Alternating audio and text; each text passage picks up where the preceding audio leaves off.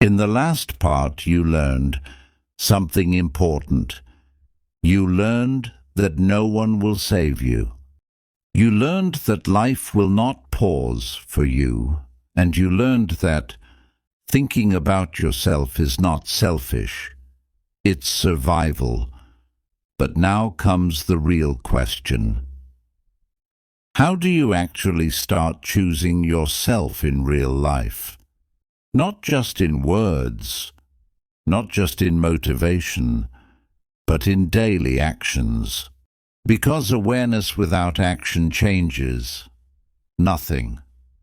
So in this part, I'm going to show you how to become your own emotional support system, how to heal the relationship with yourself, and how to stop depending on others for validation, confidence, and peace. This is where real transformation begins. Learn to be your own support system. Most people are emotionally weak for one reason. They are waiting for someone else to save them. They are waiting for someone to say, "I'm proud of you. You did well. You matter. I believe in you." But what happens when no one says it? You start believing, "I am not enough. I am invisible. I am replaceable. I am worthless." And this is how people lose confidence, not because they failed, but because no one clapped for their effort. But listen carefully. If you depend on others for emotional support, you will always feel empty because people are busy. People forget. People don't see your silent struggles. They don't see how hard you're trying. They don't see how much you've improved. They don't see how many times you wanted to quit. That's why learning to support yourself is not arrogance. It is emotional intelligence. Imagine two people, both failed an exam. Person one says, "I am stupid. I am useless. I will never succeed."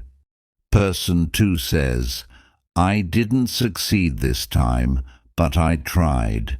I learned something. I will improve." Same failure, different future. Why? Because the way you talk to yourself decides the direction of your life. Your mind listens to everything you say. Every word becomes a belief. Every belief becomes your reality. So if you constantly criticize yourself, your mind becomes your enemy. But if you encourage yourself, your mind becomes your greatest ally. Start doing this. When you wake up, say, "I'm trying." That matters. When you feel tired, say, "I've survived worse." When you fail, say, "I'm learning, not losing." You don't need to post it. You don't need to prove it. You just need to believe it. One day you'll notice something powerful. You won't beg for appreciation anymore, because you already gave it to yourself. And a person who doesn't beg for validation is calm, confident, and unbreakable. Invest in your dream, not just in others. Good people suffer the most in life, not because they are weak, but because they give too much. They help everyone. They support everyone. They solve everyone's problems, but their own dreams.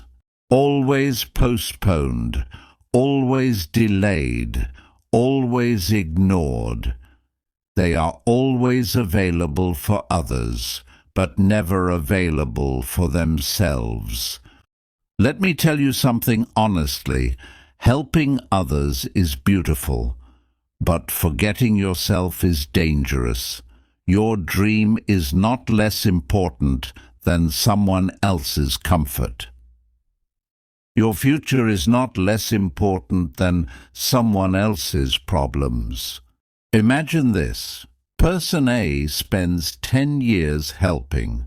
Others succeed, giving advice, giving time, giving energy, but builds nothing for themselves. Person B helps others sometimes, but also protects 1 hour every day for their own goals. After 10 years, their lives are completely different. One feels regret, the other feels freedom, because time invested in your dream multiplies. Time wasted on pleasing others disappears. Thinking about yourself means asking one honest question: what am I building for my future? You don't need 10 hours a day. Even 30 minutes is enough. 30 minutes to learn a skill. 30 minutes to improve English. 30 minutes to build something meaningful. One day when life becomes hard, when people leave, when support disappears, your skills will protect you, your dream will save you, your effort will speak for you. Start choosing yourself. Close some unnecessary conversations. Say no to distractions. Say yes to your future, because no one will build it for you. Work towards a meaningful goal. If you don't wake up with purpose, you will sleepwalk through life. Most people are tired, not because they work too much, but because they don't know why they are working. There is a difference between being busy and being driven. Busy people run all day. Driven people move with direction. Imagine 2 lives. Life A: wake up, scroll phone, go to work, come home, Netflix, sleep, repeat.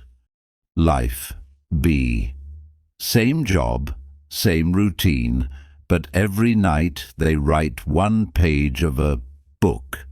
Practice 1 skill, work on 1 dream. Both are tired, but only one feels alive, because humans are not designed for routine. They are designed for meaning. You don't need a big goal. You need a real goal, not for Instagram, not to impress others, but something that touches your heart. Maybe your goal is fluent English, financial freedom, healing your mind, helping your parents, building a peaceful life, whatever it is. If it matters to you, it is powerful, because when you have a meaningful goal, you stop wasting time. You stop overthinking small things. You stop getting lost in drama. You start protecting your energy. Without a goal, small problems feel big. With a goal, big problems feel small. Sit down today and ask yourself, what do I want? What am I building? What is 1 small step I can take today? Without meaning, life becomes noise. With meaning, life becomes music. Pleasing people will destroy you. This one is painful, because it's not just a habit, it's a wound. Many people are raised like this. Don't upset anyone. Be nice. Make everyone happy. Say yes, so you grow up becoming the helper, the giver, the listener, the peacemaker, but inside, You are exhausted. You say yes when you want to say no. You smile when you want to cry. You agree when you feel uncomfortable. And slowly, you disappear. You give so much to others that there is nothing left for yourself. And the worst part, even after all this, people still leave. People still judge. People still forget, because you can give everything, and it will still not be enough for someone who only takes. Let me tell you about Emma. Emma was always there for her friends, even when she was tired, even when she had exams, even when she was not okay. She wanted everyone to like her, but when Emma needed help, no one showed up. When Emma cried silently, no one noticed. One day she realized something painful. I gave everyone so much, but I abandoned myself. This is what people-pleasing does. It makes you ignore your feelings. It makes you accept disrespect. It makes you feel guilty for saying no. And slowly, you lose yourself. So what should you do? Start protecting your peace more than their opinions. Learn to say, I can't right now. That doesn't work for me. I need time for myself. At first, they will call you selfish. At first, they will get angry. But later, they will learn something important. You are not a doormat. You are a human being. You don't need to be liked by everyone. You need to be respected by yourself. The day you stop pleasing others, you finally start living for yourself.